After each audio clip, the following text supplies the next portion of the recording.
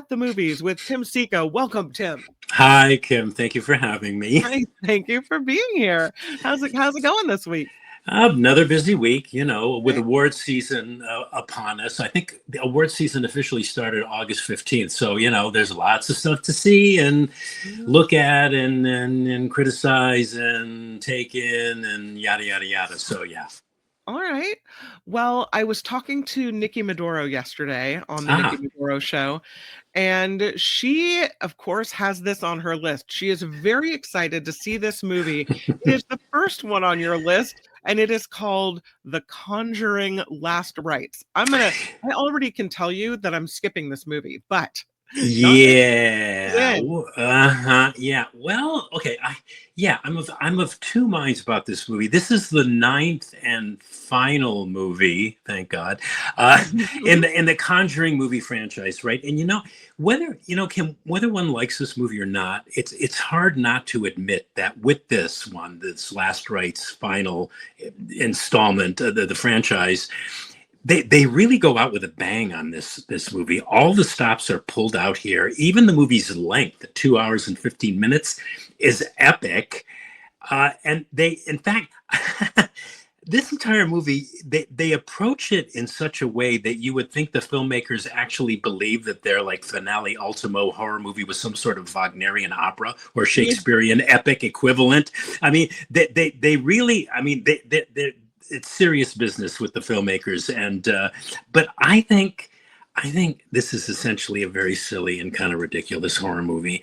But there are those moviegoers who believe in the supernatural goings on as dramatized in these movies, because they're all based on true stories, true incidents, which I'll talk about.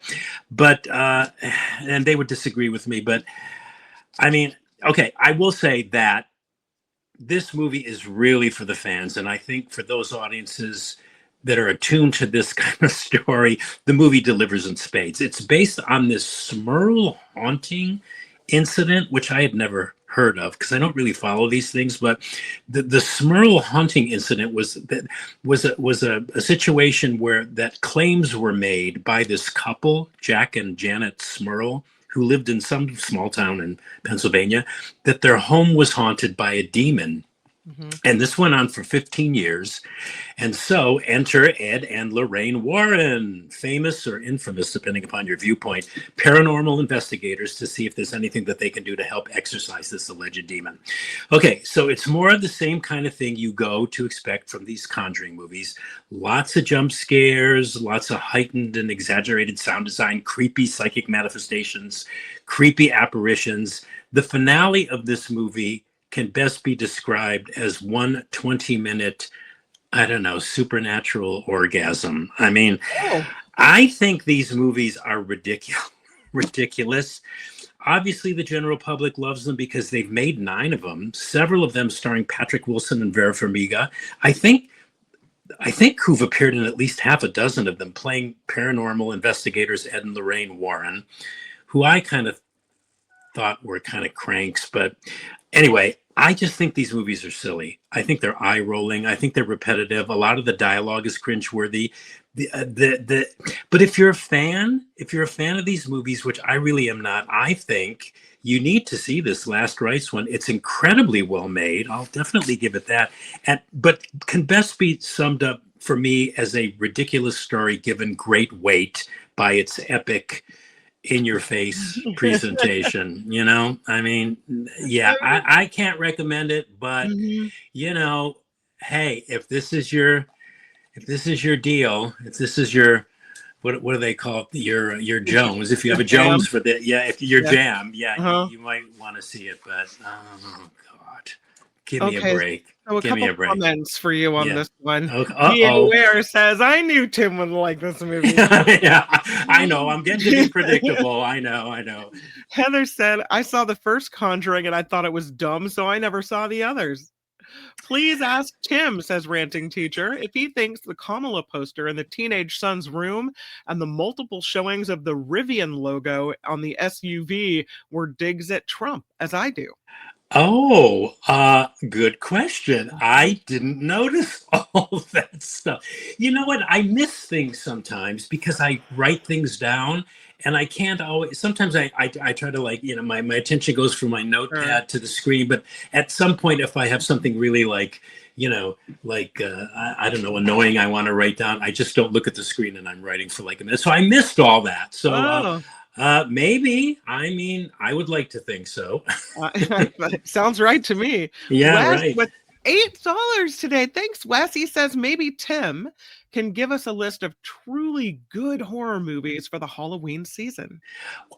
Let's Oh, do that. We'll do okay. that when how yeah, closer to the October 31st. We'll definitely do that. Yeah, let's do that. Thanks, Wes. Yeah. Thanks for the idea and the Yeah. contribution. That is awesome.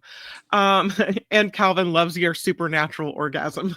Yeah, that was I pretty mean, good. I have to say. I'm being a little metaphorical there. I mean, it wasn't, but it was so. I mean, it was so over the top and insanely ridiculous.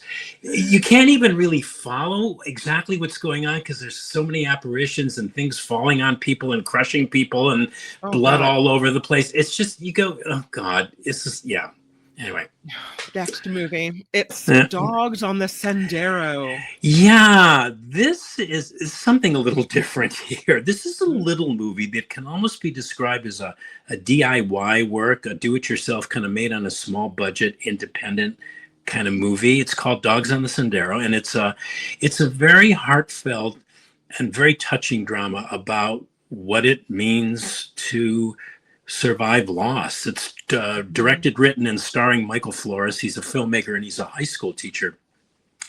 And the story is about a man who loses his wife in a school shooting, and who, in order to navigate that kind of deep and profound loss, embarks on this cross-country road trip that he and his wife planned together while she was alive, with their little dog Rosie. And it's a story about grief, healing, moving on, a kind of simple and straightforward and kind of at times poetic exploration of survival, after such a horrible thing happens to you. It's also about companionship and the fragile ties between humans, animals, and the landscapes that we all kind of move through in our lives.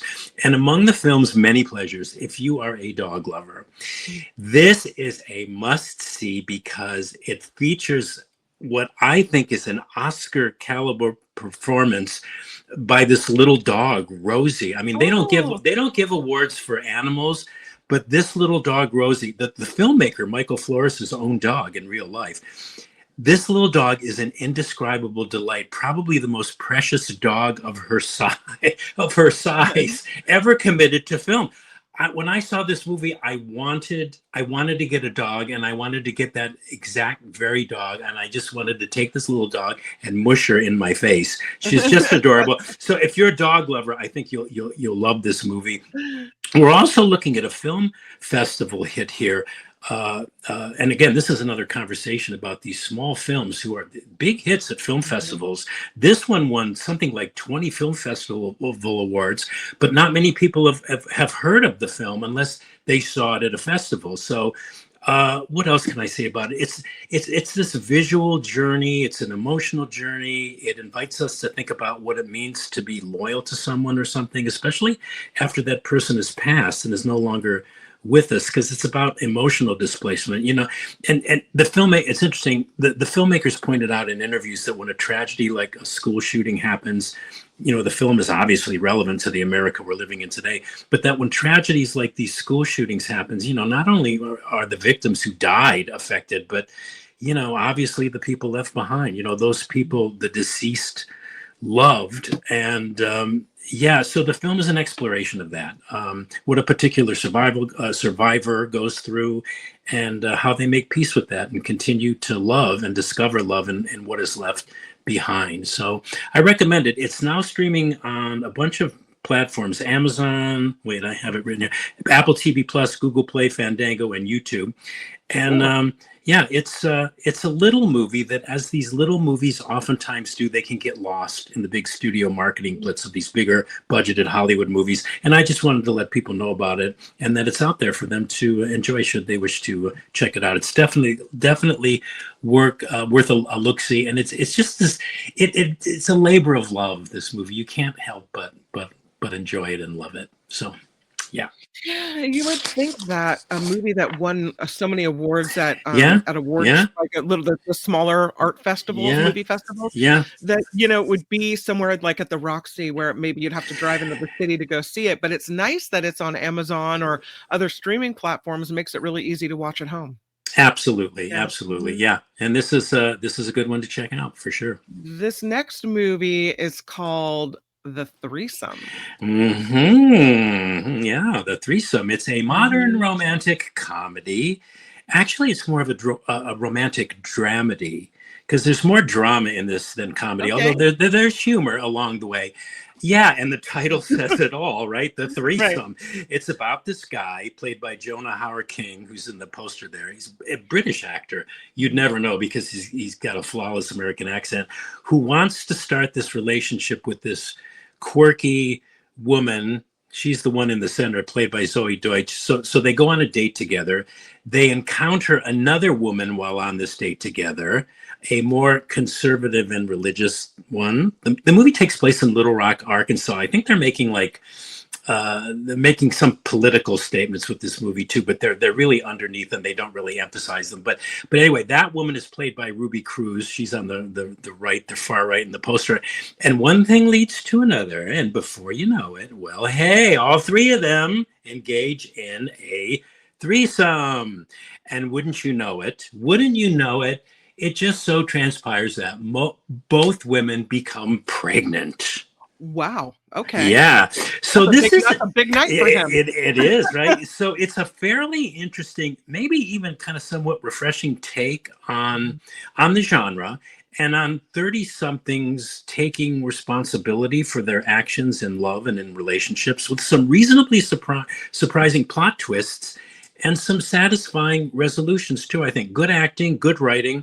My only gripe with it is that it felt very written. It's as though the writer, I have his name, Ethan Ogilvy, yeah, decided that he had a lot of plot points to cover, and so he did one by one at a time, to the point where it felt as though he was ticking off boxes, as Mhm. opposed to a screenplay that felt more organic. So Mhm. the script felt at times contrived to me, but that said, I liked the film a lot, and for those looking for a modern romantic dramedy that leaves you with a bit of something to even think about, because the choices that these people make, are not, maybe right, maybe wrong, but they're worthy of discussing after the fact. Mhm. This is, for the most part, this felt different than what one would normally expect from a rom-com. So, and different, if even if it's imperfect, always gets props from me. I love seeing things that I've never seen before. So yeah, I recommend this as a different and unusual romantic dramedy, or a rom-com, or I don't know, what would you say, a rom-dram? I don't know. I don't know. Drama-rom. Drama Um, rom, yeah.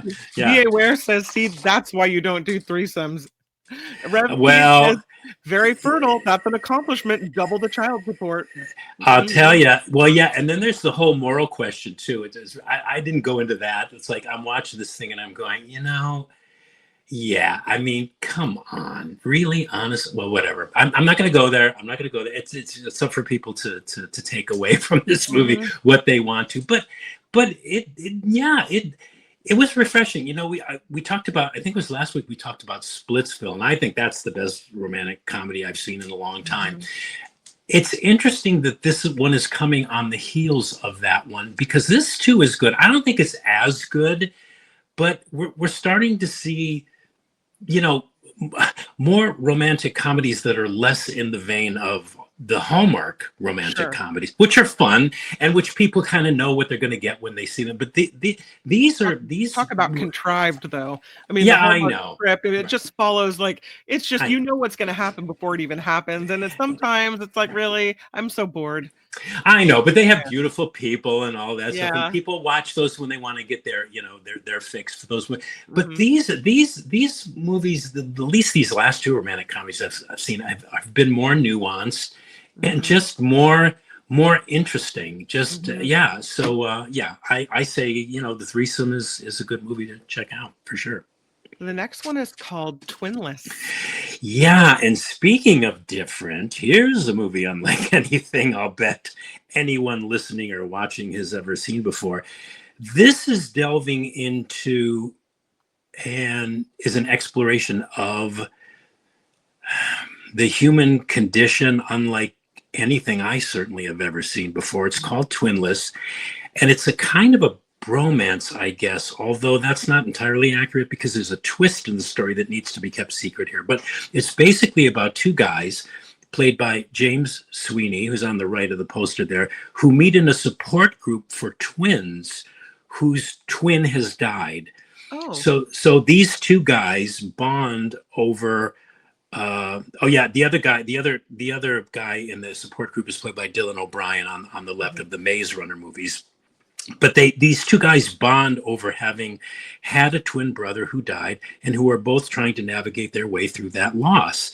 This is primarily a comedy, though a bittersweet one because it does deal with loss and a person's attempt to reconnect to other human beings following such a serious loss. And I'm real when I listen back to some of our playbacks. I notice a lot. I use the word unique a lot, and I don't like using the word unique. It's like using the word interesting.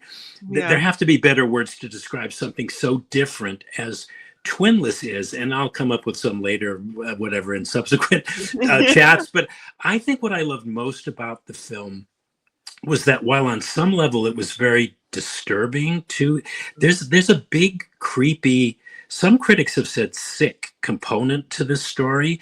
It was also very poignant. And where do you ever see those two elements in a film combined in such a way as to emotionally affect you the way this movie does and linger long after the lights go up in the theater?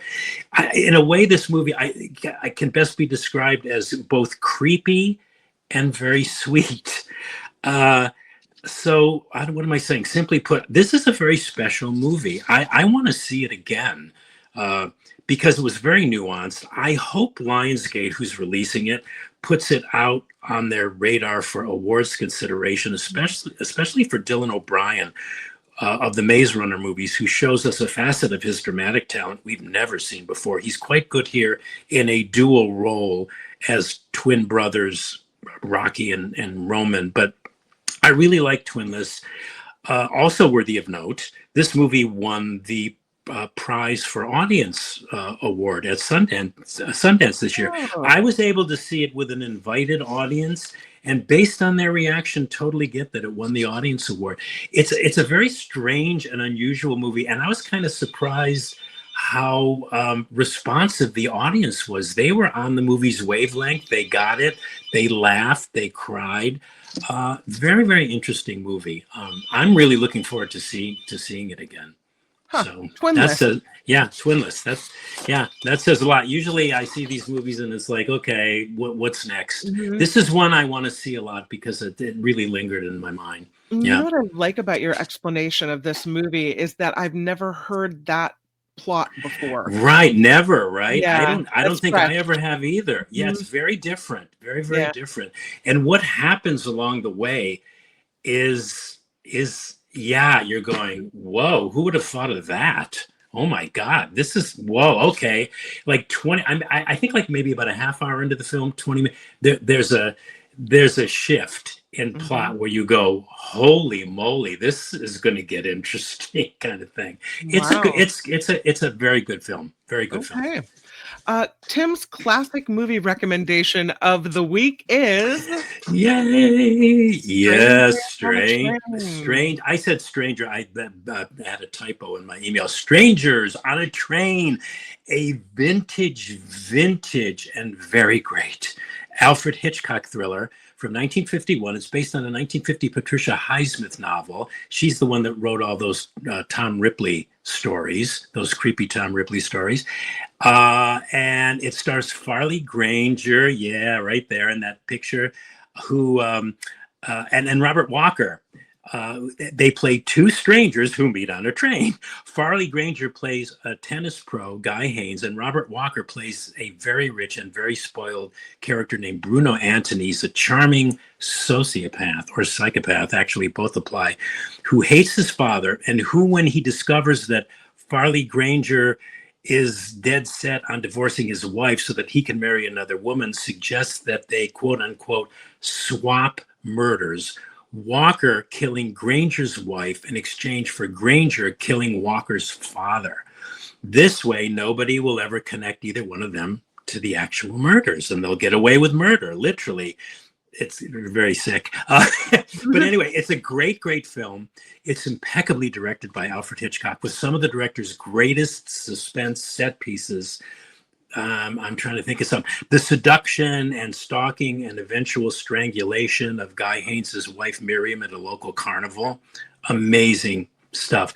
Bruno's desperate attempts to retrieve an incriminating cigarette lighter that has fallen down a street storm drain, which is excruciatingly suspenseful, and the fabulous amusement park sequence finale on an out-of-control carousel, all supreme examples of the quote-unquote pure cinema that Alfred Hitchcock often spoke of when talking about his own movies, and which he alone, in my opinion, was the supreme master of. So yeah, it's a great thriller.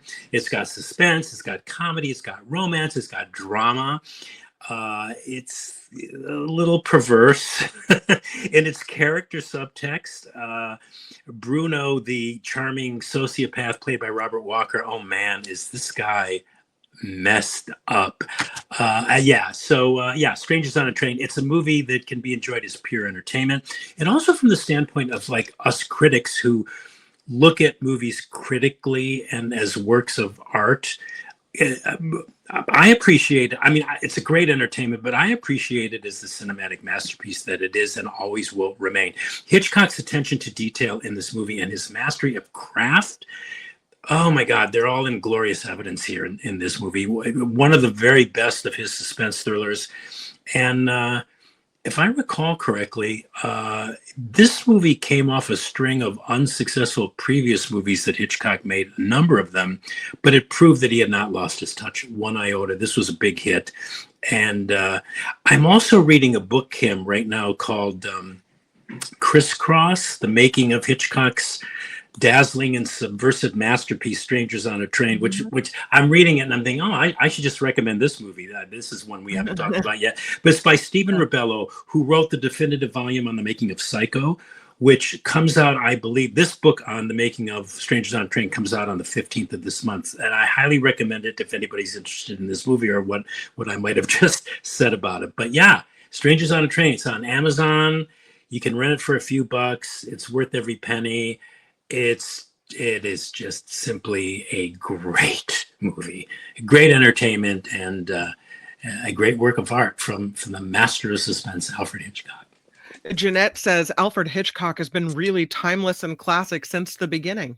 Absolutely correct. Wasn't there kind of something about Alfred Hitchcock where he was creepy, like as far as around the female staff, or no? Well, yeah, a lot, during the Me Too movement and a little bit before, a lot came. Oh, yeah, he did some things that today he could not get away with. No, there's an HBO movie called, I believe it's called The Girl, and it details his obsession with and harassment of Tippi Hedren when they were making The Birds. It's very, very, very, very creepy. Yeah. Well, I mean, yeah, but I mean, that's another subject. I'm just talking about his movies. I mean, his movies are just, in my opinion, they're just incomparable. Yeah. Heather says, I'm not really much of an older movie fan, but I do like the Hitchcock films. Yeah. Well, check out, Heather, check out Strangers on a Train. And Judy says, oh, good. Tubi TV has Strangers on a Train. Oh, yeah, it's on Tubi, too, which is free. Yeah, on Tubi. Yeah. They have commercials, though, don't they?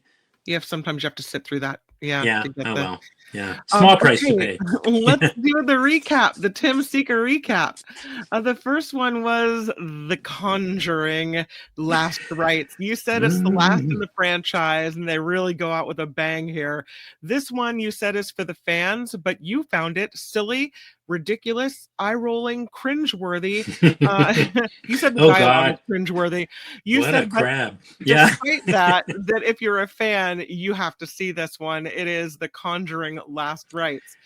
Dogs on the Sendero. You said it's a little DIY movie going on here, but it's heartfelt and touching about surviving loss. And there was a great performance by the little dog Rosie that made you want to take her home. Oh, I It's a love Rosie. film festival hit, won about 20 awards. You called it a visual and emotional journey. And you said this one is streaming on Amazon and other platforms, so it's easy to get a hold of. The Threesome, you said it's a refreshing take, some good plot twists and resolutions with this movie, but it feels written and contrived. And you said despite that, the good acting, the script just feels like stiff. But you like this movie, and you said it's a good movie to check out, and that is The Threesome. Yes, and then you, as far as the Twinless, said of this movie, it's a novel look at the human condition. Despite being about loss, it's got a creepy component. It's also a comedy, but you said it's poignant and sweet and a special movie, even though it's strange and unusual. And you would like to see it get some awards. It already got the Sundance Audience Award. You really liked Twinless. And your classic movie recommendation of the week is Strangers on a Train. And this movie is from 1951, streaming on Amazon Prime. Someone else mentioned streaming on Tubi. You said it's a great thriller, suspense, comedy, romance, drama. This movie has it all. A little perverse, though, but you can enjoy it for either pure entertainment or for a cinematic masterpiece from the Alfred Hitchcock. You called it a display of his craft. It's so interesting, Kim, listening to you, talk about my words, in my face. I'm going, God, what a pontificating crank. I know, really, hearing it from you, it's sort of like, God, I'm going, geez, oh man, okay. Anyway, your summaries are always really good and they're always very accurate. But it's funny, I'm going, God, Did I God, really did I say that? You Yeah. did. You're amazing. I think your reviews are amazing. Wes writes thank in, you. I heard they're doing a movie about Knight Rider, the show from the 80s, and I wonder if Tim has heard anything about this. No, I haven't. No. Remember No. David Hasselhoff? Yeah. Yes. Yeah. No, I mean, yeah, I'm not surprised that they would take a TV series from the 80s and make it into a feature film. That's what they do a lot of these days. Yeah. Yeah. All right. Well, I guess we'll see it. We'll talk about that one when it comes out. Yeah, for sure. Yes, Tim, have the very best weekend at the movies with Tim Sika. Tim strikes again. Always lovely to talk with you. Thanks, Kim. It's mutual. We'll talk to you next week, and thanks for having me. Bye, Tim.